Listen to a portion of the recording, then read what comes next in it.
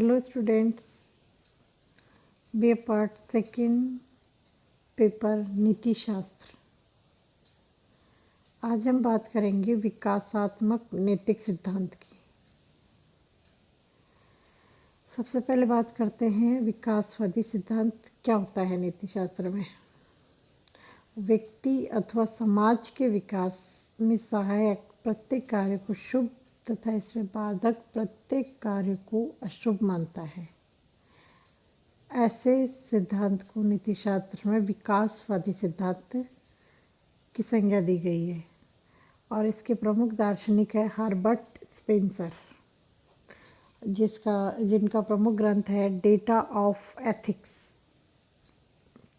और इनका जो सिद्धांत है वो कहलाता है विकासात्मक सुखवाद क्योंकि वे विकासवाद तथा सुखवाद दोनों को आधार मानकर मानवीय आचरण और नैतिक नियमों का मूल्यांकन करते हैं। आचरण के मूल्यांकन के लिए विकासवादी मानदंड को स्वीकार करते हुए स्पेंसर ने कहा है कि जो कर्म व्यक्ति और जाति के जीवन की रक्षा और वृद्धि में जितना अधिक सहायक या बाधक हो वह उतना ही शुभ या अशुभ होता है। कर्मों के मूल्यांकन के संबंध में विकासवादी मानदंड की व्याख्या करते हुए उन्होंने लिखा है कि हम उन कर्मों को शुभ कहते हैं जो हमारे तथा दूसरों के जीवन में सहायक होते हैं। प्रत्यक्ष अथवा परोक्ष रूप से एक व्यक्ति या बहुत से व्यक्तियों को मृत्यु की ओर ले जाते हैं। स्पेंसर ने दीर्घ जीवन को शुभ आचरण का लक्ष्य माना है।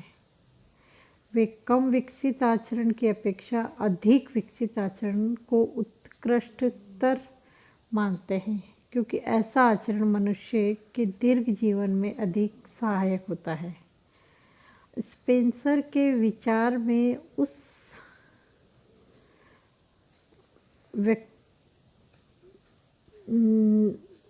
समय व्यतीत होने के साथ साथ आचरण अधिक विकसित होता जाता है और यह अधिक विकसित आचरण ही मनुष्य को अपने वातावरण के साथ समायोजन में अधिक सहायता देता है। इसी कारण ऐसा आचरण कम विकसित आचरण की अपेक्षा अधिक उत्कृष्ट होता है। विकासवादी मानदंड के अनुसार शुभ कर्म वातावरण के साथ मनुष्य के समायोजन में सहायता देते हैं और अशुभ कर्म उसके इस समायोजन में बाधा डालते हैं। विकास के प्रक्रम के फलस्वरूप धीरे धीरे आचरण के वे रूप समाप्त हो जाते हैं जो मनुष्य के समायोजन में बाधक होते हैं और वे शेष रह जाते हैं जिनसे इस समायोजन में उसे सहायता मिलती है। उदाहरण के लिए विकास के साथ साथ मनुष्यों पर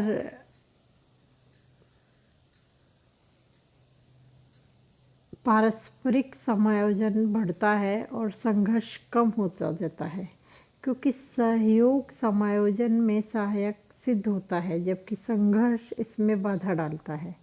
इस प्रकार नैतिक नियमों एवं सद्गुणों का एकमात्र उद्देश्य व्यक्ति और समाज की जीवन रक्षा और उसके विकास में सहायता प्रदान करना है। अतः यह स्वतः साध्य न होकर दोनों के विकास के साधन मात्र है।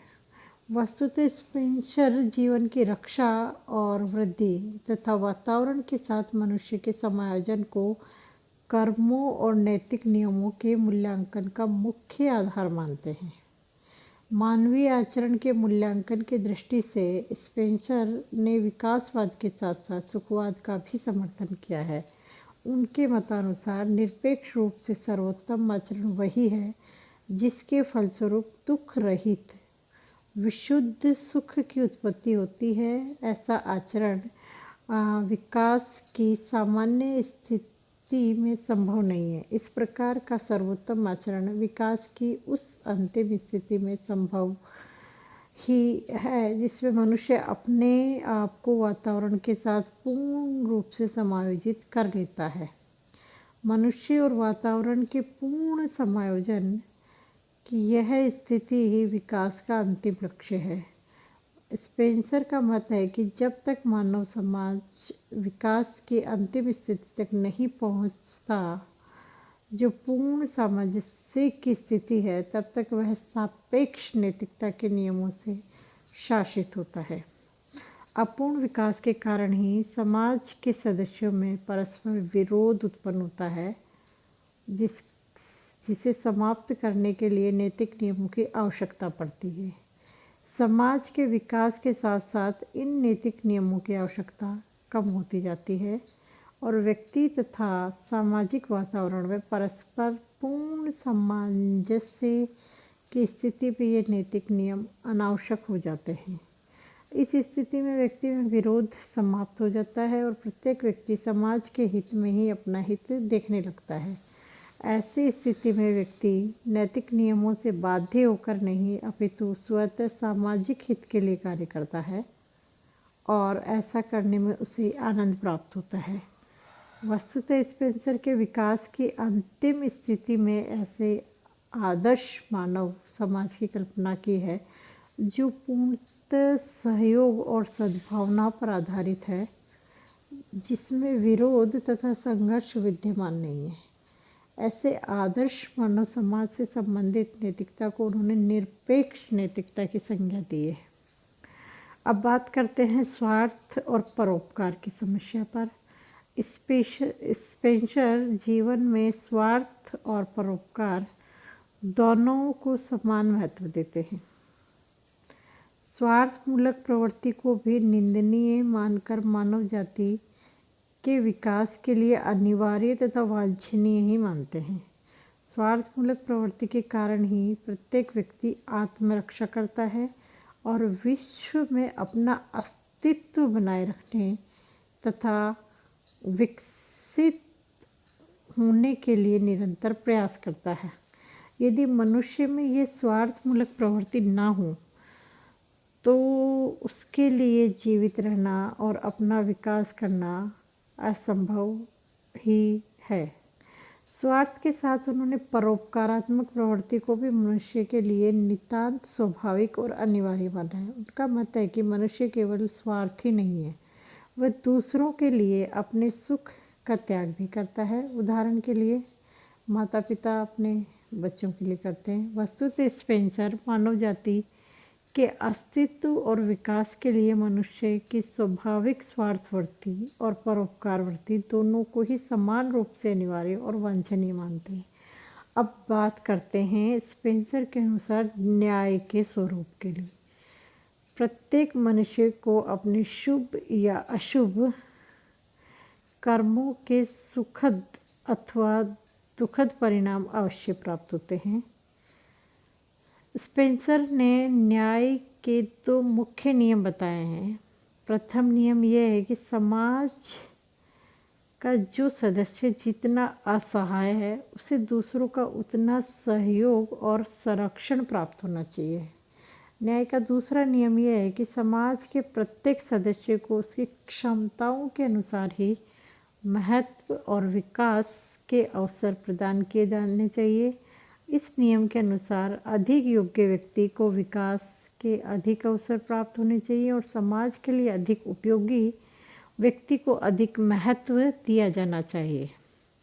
न्याय के दोनों नियम मनुष्य तथा समूह में रहने वाले सभी प्राणियों पर समान रूप से लागू होते हैं। अन्य सभी नैतिक नियमों तथा सद्गुणों की भांति न्याय का मूल उद्देश्य भी मानव समाज के विकास में सहायता प्रदान करना है। इसी कारण ऐसे नियमों का उल्लंघन न्याय के विरुद्ध माना जाता है और उन व्यक्तियों को दंड दिया जाता है जो इन नियमों का उल्लंघन करते हैं, क्योंकि विकास के लिए मानव समाज में न्याय बना रखने की दृष्टि से बहुत आवश्यक है। स्पेंसर ने न्याय के एक ऐसे मूल सिद्धांत का उल्लेख किया है जो उनके विचार में सभी मनुष्यों पर समान रूप से लागू होता है। इस सिद्धांत के अनुसार प्रत्येक व्यक्ति ऐसा कोई भी कार्य करने के लिए पूर्णतः स्वतंत्र है, जो दूसरों की स्वतंत्रता में किसी प्रकार की बाधा न डाले। न्याय के इस मूल सिद्धांत में सभी मनुष्यों की स्वतंत्रता को समान महत्व दिया गया है, अतः प्रत्येक व्यक्ति के लिए इसके अनुसार आचरण करना आवश्यक है। स्पेंसर के विकासात्मक सिद्धांत की प्रमुख आपत्तियां इस प्रकार हैं।